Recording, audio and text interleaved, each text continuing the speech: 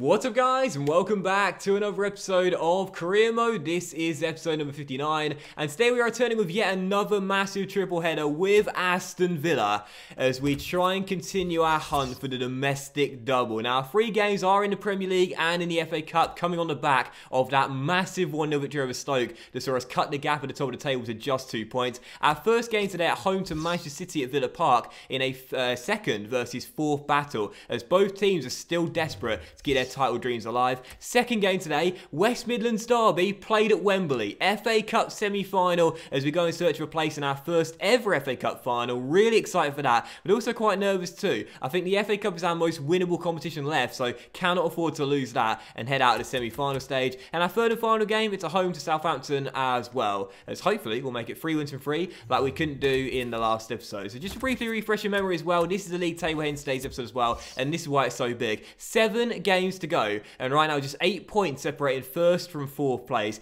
It's so tight at the top, the title race is heating up, and with 2 massive games in the league and 1 in the FA Cup semi-final as well. What an episode we've got today. First game, Manchester City at home. Let's get the 3 points. And as we dive into the episode opener, what a decision I'm making ahead of a massive second versus fourth clash. I'm keeping the same formation and the same lineup after our win over Stoke City, which means that a lot of our senior players will not feature in this game. So once again, a Cardi in goal, but for Henry, Zagadou, Palmer, Brown and Padgett. The midfield trio is Kearney, Delph and Adams with Di Maria to Cam, and up top together, Ben Brereton, and still wearing the captain's armband, Jonathan Kodjia. This is a really bold decision against an amazing Manchester City team lining up in a 4-3-3 with a midfield trio of De Bruyne, Eriksen and Gundogan, with Sane on the left-hand side of the front three, Sterling on the right, and Gabriel Jesus the striker. But let's see if the youngsters and the fringe players can deliver once again in a massive game and possibly send us top of the table. Socrates, Benteke, Schutt,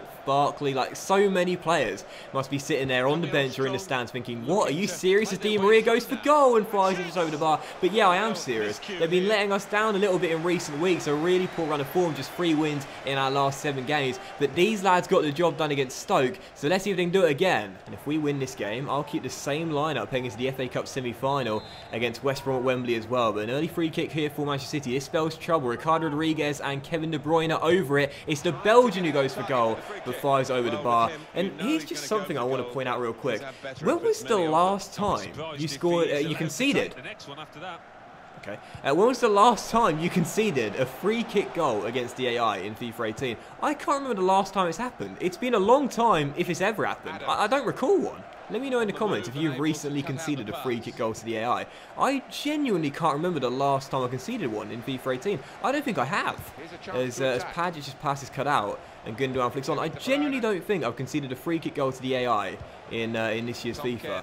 As Kearney does find Brereton, and now through to Fabian Delph against his former club. Fabian Delph! Yes! Fabian Delph drills it home and makes it Aston Villa 1, Manchester City 0, and we have the lead 20 minutes in. A nice little ball played through by Ben. Delph takes it around Ricardo Rodriguez. The Swiss man can't keep up, and with a weaker right foot, cannons it into the top corner as we take the lead. Aston Villa 1, Manchester City 0, and in a massive game, fringe players are stepping up, as is the man that man sold last season. Come on! Huge decision to leave players like Barkley out of the team, Grealish out of the team, Socrates out of the team, the list goes on. But what a big goal there from Fabian Delph as we have the lead. Here comes City. Jesus' pass cut out, Palmer Brown clears under the pressure, and Adams finds the goal scorer. Now maybe a chance on the break here. Di Maria with a scoop turn, gets away from Gundogan, and still Di Maria looking for Kodjia. Di Maria, Kodjia, Brereton, what a build up! And oh, I was going to say, what a goal as well off the crossbar, and Ramos wins the free kick, but Ederson will keep hold of the ball and play advantage. What a lovely build-up between those 3 there. Couldn't complete it, but still 1-0. What a start from Aston Villa. But here come Pep's boys. Gabriel Jesus to Leroy Sane. Sane crosses. Henry gets it away as Chelsea double their lead. De Bruyne. Sane 1-1. And Leroy Sane levels it for the Sky Blues. A nice little finish by the former Schalke man, and Manchester City back on level terms. Just kept the pressure on, we couldn't get it clear, and eventually a German punishes us. See, we got it clear initially, but Rico Henry took an age to get up, and that's why Sane was played onside. Finesses it into the near post, Icardi beaten for his 6th of the year, as Aston Villa sadly concede 11 minutes after taking the lead. 11? It's about 10, 11, 12 minutes after taking the lead. And Manchester City back on level terms in a game that's got a lot more goals in this. Fasten your seatbelts. This is going to be an amazing game. I'll check the scores at the break. Chelsea were leading by 2 in the first half. They're still leading by 2 against Southampton. I think Manchester United are winning as well. So at the moment, we're the team slipping up in this top 4 battle. But to be fair, so our opponents today, because they're in 4th too. But either way, it's a big second half to come as Leroy Sané finds Gabriel Jesus. The draw doesn't really suit either team. Both teams need a win as Sané finds his man. Oh, and a bit of bad luck as Manchester City take the lead. Christian Eriksen, the former Spurs man, gives the Sky Blues their first lead of the game. The shot took a big deflection off Zagadou, deceives Icardi, and Manchester City go in front. We've had quite a lot of good luck goals this season though, and I always say this luck will balance itself out, so we can't complain that much as Pep's team take the lead. But it was a nicely worked goal cutting in from the left-hand side. Gabriel Jesus to Sané having a stormer. Eriksen receives it, and it goes through the legs of Zagadou and trickles into the bottom corner after the deflection. Aston Villa 1, Manchester City 2, and we need to come from behind to claim something from this. Come on. Pajac again down the right-hand side, again crossing, again aiming for Jonathan Kodjia and Kyle Walker and Edison going a little bit of a mix-up there, but good stop by the Brazilian turning it behind for a corner. Still 2-1. We've looked very good when going forward in this game, and that's why I wouldn't be surprised if we do find an equaliser. Second time today, we've hit the crossbar. Zagadou lost out and cleared by Manchester City. Come on, Aston Villa, we need a leveller. We are entering stoppage time, still trailing by 1, and unless we can get one final chance, Manchester City are going to get a big 3 points here at Villa Park that I wouldn't say would end our title hopes, but they do give it a massive blow which we might not recover from. Gabriel Jesus down the right as his pass cut up by Barkley. Adams plays it through. Excellent play to attack at this late stage. They haven't given up. Benteke drills it home, and Aston Villa have claimed a late point in stoppage time to keep our title dreams alive. I brought him off the bench with Grealish and Barkley, and Christian, our top scorer, comes off the bench to rescue us a point. I went silent there because I was thinking, I can't mess this up. I got bodies coming forward, but Christian said, forget the teammates, I'm carrying this team on my back. Aston Villa 2, Manchester City 2, a rocket from the big Belgian beast to give us a big point in a big clash between 2nd and 4th. Christian Benteke, what a hero! And the referee has just blown the final whistle directly from kickoff. Oh, Christian Benteke doing it once again and keeping our title dreams alive. Where would we be without Christian Benteke? That was a fantastic game. 4 goals and 2 goals apiece for either side in a game where I thought we actually played really well. We didn't get much rubber to green with the bar twice. We conceded a deflected effort. I felt we deserved at least a point in this game, and I'm so glad we got it through Christian late on, giving us a big draw. And for man of the match, I'm going to give it to Leroy Sané. I thought it was absolutely fantastic. Man City got their first goal and got the assist for Eriksen's deflected effort as well. But let's find out how Chelsea and Manchester United got on. Manchester United slipped up and drew away at Turf Moor, but sadly Chelsea are going to extend their gap at the top of the table with a big 3-0 victory at home to Southampton. So the table now looks like this. Well, it'll be on the screen for you. The table looks like this, and as you can see, Chelsea right now top of the table by, is it 5 points or is it 4 points? Yeah, 4 points right now. Manchester United 8 points behind, and Manchester City 10 points behind.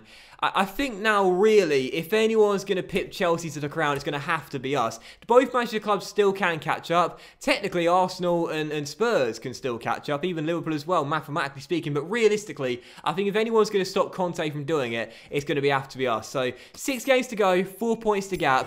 Big point claim there, and it keeps our dreams alive. I just want to show you Christian Benteke's dominance this season as well domestically. Top scorer in the Premier League with 15. Robbie Brady alongside him with 15 goals as well, but also top scorer in the FA Cup with 8 goals too. This season, whilst he may not have done it in Europe, Christian Benteke's been on fire. 23 goals in League and Cup combined, and a massive reason as to why we still have a chance of domestic double. We gave Kodjia the chance against Stoke. He did really well. Didn't do too well in that game, but Christian Benteke will always be the guy we turn to when we need someone to step up and put the ball in the back of the net. He's been absolutely fantastic this season. 25 goals in 38 games, plus 9 assists as well. What a signing he was last year from Crystal Palace. Absolute steal. Well, we're down to the last 4 in the Emirates FA Cup. It is the game that's awful to lose, but wonderful to win, the semi-final. And that's why as we head into the second of the big 3 games today, now in the FA Cup semi-final here at Wembley. No surprises that Christian Benteke is back in the starting 11 for this West Midlands derby clash here at Wembley Stadium. This will be a fantastic game between two sides that right now are having really good battles every single time they face one another. So West Brom lining up in a 4-1-4-1. A pretty decent team and a solid defence as well, featuring Johnny Evans, Lewis Dunk and Mignolet, the goalkeeper as well. But for our team, back to the 3-5-2, back to our normal strong lineup. But McCarthy does start in goals. He's our cut goalkeeper. And also up top together, Ryan Brewster will start alongside Christian Benteke too. This has been a tough first half, which epitomises our tough run of form of late. Just 3 wins in our last 8 games since the turn of March. We've really struggled since the 3rd month of the calendar year. And if we can close out April, a big win here, get ourselves through to our first ever FA Cup final, maybe that will still give us a chance heading into our final 6 games of gaining some confidence in the Premier League and keeping our title dreams alive. As West Brom have the first chance of the game, McCarthy and Bustos block their head at the far post and we turn it behind for a corner. Alan Pardew's side is sensing blood. We're not playing well, we're not looking confident right now. Out of the Champions League, our title dreams hanging by a thread, and right now they believe they can stun us here and get through to the FA Cup final. Based on this start, you'd say that they're looking the better team. Vasquez and Done, McCarthy with the save again, turns it away. Iturb gets around Socrates and crosses, and there's Alex McCarthy having a really good start to this game, claiming the cross as well, as we're still tied at 0-0. It's all West Brom to start this game off. We're all over the place. Half time here at Wembley, 45 minutes to go in the FA Cup semi-final, and a struggling first 45 minutes. Went back to the 3-5-2, back to a stronger lineup. Maybe I should have kept faith with the fringe players. It's not been good so far, and with 45 minutes to come, we got to step it up. We're not looking good, and West Brom are looking more likely right now to reach the FA Cup final. Not been good enough. You know, despite sitting 2nd place in the table and into the FA Cup semi-finals and reaching the Champions League round of 16 in our first year in the Champions League too, the season has not been without its struggling patches. I think it was October of last year when we were really struggling to put wins together. That was the first time we started to use the 3-5-2, and of course March as well, a really tough month. But come on, need to close April out strong and get the win here. Bustos, Brewster, Ryan, yes! Ryan Brewster loves the FA Cup. West Brom 0, Aston Villa 1. He scored in the game at Bramall Lane against Sheffield United in the quarter-finals. I thought I'd reward him for starting this game, and what did I say in the game against Leicester in the last episode when he missed that golden chance in stoppage time to claim us a point, spurning the free header, putting it over. That miss will make or break a young player's career. I said it would make him. I said the next chance he gets, he'll take it, and he certainly takes it. Smash it into the top corner. No chance for Mignolet. Pardew can't believe it, but we certainly can. Aston Villa 1, West Bromwich Albion 0, and we take the lead in the FA Cup semi-final. Despite that miss against the Foxes, Brewster has had a really decent run of late when he's been starting. It's 3 goals in 4 starts for him now. We like him a lot, and here he is again on the ball. Benteke ahead of him, finds him. Christian down the right-hand side, holds it up well, finds Bustos. Bustos to Jack. Jack Grealish for 2-0. Mignolet with a save and turn behind for a corner. That would have been a massive goal. How he doubled our advantage so quickly after scoring the first. Ships corner. Benteke denied by Mignolet, and Brewster crosses. And Christian heads it in, and there is the second goal. We couldn't score it a moment ago, but we do now just after the hour mark, and Christian does it once again. Another goal for Benteke, doing the LeBron James silencer as we go 2 goals to the good, and Brewster bags an assist as well as a goal as well. What a strike partnership these guys are looking right now. Great cross, Christian wins it in the air, as he always does, and for Alan Pardew's team, a double whammy. West Brom 0, Aston Villa 2, and with half an hour to go, we could be into our first ever FA Cup final. And as Christian's now coming off the bench as well, so I'm playing midweek against Southampton. The fans sounding their appreciation, no surprise, for yet another fantastic performance from the Belgian. His goal-scoring run since the turn of the calendar year has been something special, and as Grealish finds Brereton, this will do it. Oh, just wide the post from Ben. With 11 minutes to go though, we stepped it up in the second half. We played so poorly poorly in the first 45 minutes. I had the air dryer out at half-time, believe me. And as things stand, we are heading into our first ever FA Cup final of the series. Great response since the break. And as the referee blows for full-time there, that will do it. Aston Villa have progressed to their first FA Cup final under my management. Absolutely delighted as Rian and Christian combined for our goals to send us through. Really great display in the second half after a poor first half. And it must be said as well, you know, we've had 3 clean sheets in our last 5 games. Despite a poor run of form, there have been some positives and a big win for us, which we thoroughly deserved as well. Dominated possession, dominated the shots category as well, 14 and 7 on target, and 61% of the possession as well in the 2-0 scoreline. And for man match, it will go to Brewster, bagging the goal and the assist for the Benteke goal that in the end made sure that we did get the win and did go through. But I want to shout out the boys at the back though. Socrates, Carter, Vickers and Dale Fry, and also McCarthy as well for a couple of fine saves in the first half as we weathered some early pressure from the baggies to keep the score at 0-0, and in the second half capitalised and got through. So into the FA Cup final, and we'll see in just a moment's time who will be taking on as the other semi-final tie comes on Sunday. So it's either going to be rock bottom Norwich or Liverpool, and of course no disrespect to the Canaries, but you'd rather face a team that right now are horrendously out of form. But I'm pretty confident Jurgen Klopp's side will get the job done.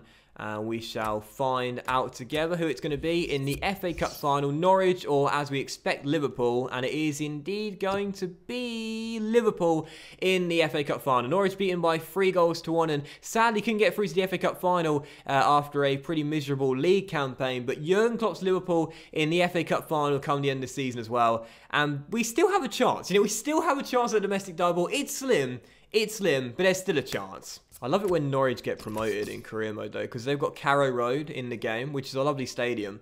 And I don't know if you guys are like me as well, but for me, like, playing at generic stadiums isn't a bad thing. I don't mind it every now and then, but the real stadiums give you the immersive feel, you know? So it's been great having Norwich in the Premier League this season, but sadly probably won't be there next season. But anyway, third and final game, it's Southampton. It's the final one of the episode, and Chelsea have just played their game and lost 1-0 at home to Spurs, which means we've got 2 games in hand now and are 4 points behind. Manchester United behind us with 62 points, Manchester City in 4th with 60, Spurs in 5th with 58. Spurs doing us a huge favour there, and that means if we win both our games or just win one and draw one, we'll go top of the table as well. I said the domestic double dreams were slim. They've just got a lot wider. Come on. Well, here he is, the top scorer in the league, the main feature of our match today, and it's live. So what a big boost heading into our third and final game of today's episode. Win it, and we cut the gap at the top of the table to just 1 point with 5 games to go. And we'll have a game in hand on the current leaders, Chelsea, as well. So for our game in midweek, 3-5-2, but a few changes after our win on the weekend due to fitness reasons, and Manchester United away coming in our very next game. But still a very strong lineup with Benteke and Brereton leading the line, as hopefully we'll get the job done tonight, cut that gap, and show Chelsea we are more than still in this title race. Come on, Villa. Obviously, I wasn't targeting the domestic double at the start of the season, but that will be absolutely fantastic if that's how it finishes. But there's some very big games to come as... Oh, we've got off to a terrible start here tonight at Villa Park. Manolo Gabbiadini says, sod your title dreams, I'm going to stop them tonight. Aston Villa 0, Southampton 1, and what a goal that was by the Italian. Ball played to him, lurking on the edge of the area, takes a touch, beats his man, and beats Icardi with a wonderful strike as well. We can't choke in this game with our next 2 both being away against Manchester United and Spurs. Fabulous goal though, 1-0 to the Saints, and a lot for me to chew on after a terrible start to this one. This is going to be just like the Leicester game, I can already tell. Coming into it, fancying our chances, being at home, feeling confident, but then slipping up and costing ourselves a golden chance of cutting the gap. Here's Bustos, Fabricio drills it home and says, calm it down, lad. It's going to be 1-1, and they're going to get us back on level terms. Fabricio Bustos, our first ever signing, and what a signing he's been. 1-1. Plenty of the game left. Not going to worry, not going to panic. And now as Bustos goes down the right, he's got Christian at the far post to aim for. 2-1, and a quick fire double from Aston Villa, just like against West Brom. And what a surprise that Christian Benteke has done it once again. Fabricio Bustos scores and assists just like Ryan Brewster at Wembley as we come from behind to lead. We are the comeback kings, lest we forget, and Bustos' cross picks out Christian for his 16th of the year. Aston Villa 2, Southampton 1, and that's the sort of response we needed as we try and keep ourselves in this title race. We have got such an incredibly tough month of May where 3 of our final 4 Premier League games are away from home. So we have to come through and get the job done here at home to the Saints. And after a poor start, we've picked it up just like we needed to do. And now as we lead, I want us to get a third goal and a cushion here as Delph looks to find Shook. What a ball by Fabian Delph, and Alessandro just couldn't keep it down. Hard technique on the volley with the goalkeeper shutting him down and putting him under pressure. But what a ball by Delph. Sadly, just couldn't keep it down, but still 2-1. And what a brilliant reply after trailing so early. So we are underway for the second half. I've taken off Christian Benteke, who scored our second goal for Kodjia. Because we've got Manchester United away at Old Trafford in just 3 days' time. And I need him to be fit for that. And I've also taken off Bustos as well. He scored our first goal. So again, I need him to be fit for that one. And hopefully these boys can get the job done out here tonight. We're still leading by 1. And I don't mind if it stays at 1, as long as we do get those 3 points. Right now we've played... Oh! Oh! I was going to say we've played well, but we should be leading by more. And a howler from Fossi Mensah allowed Kodjia through. And I totally messed up the finish. If we don't win this game, I will be thinking about all the missed chances we've had tonight to wrap up these 3 points. Kodjia's header onto the roof of the net. Still 2-1. Got to claim this victory. To win that, well done. Through to Kodjia. And now, with 8 minutes to go, Jonathan is round his man, and this will do it. It's Jonathan Kodjia that can see up the 3 points, and there it is. Jonathan does it for us, and it's all over. Aston Villa 3, Southampton 1, and we're going to cut the gap at the top of the table to just 1 point, heading into the game at Old Trafford on the weekend, which is our game in hand. Destiny in our own hands, win our final 5 games, win the Premier League. Jonathan, mesmerising merit, puts it past him after rounding him. Aston Villa 3, Southampton 1, and the comeback kings are coming for that title. We missed a hatful of chances tonight. Lord knows we should have wrapped these 3 points up sooner. Lord knows we should have had a much more comfortable and convincing win. But you know what? I don't care how we get the wins, so long as we get them. A big victory for Aston Villa sees us cut the gap on Chelsea to just 1 point with 5 games to go. And we got the game in hand as well. This was a massive comeback victory for us as we beat the Saints by 3 goals to 1. Definitely deserved it in my opinion. Were the better team. The Saints may have started off with that wonderful Gabbiadini goal, but I felt we were the better team throughout the course of 90 minutes. Bustos, Benteke, and then Jonathan Kodjia giving us the 3 points, and man of match to Bustos for the goal and the assist for our first 2 of the 3 tonight. As Manchester United slipped up away at West Ham as well with a 2-2 draw, and Man City also slipped up away at Liverpool with a 2-2 draw as well. Wow, lots of 2s in those games there. Only Norwich failed to get 2, and that means that heading into the next episode, the table looks like this. 2 games to come. We've got Manchester United away, and Spurs is at home. I think it's at home as well. And right now, the title race continues to stay very, very tight indeed. But that will end today's episode of Career Mode though, guys. So a massive thank you for watching, and I hope you have enjoyed it. And if you have enjoyed today's episode, then please do drop a like, as likes are of course very much appreciated. And do like the channel out as well. Much love to you all. Have a fantastic day, and don't miss the next episode. Manchester United and Spurs, 2 of the top 5 in 2 massive games, and our final 5 as we try and go top of the table in our pursuit of the Premier League crown.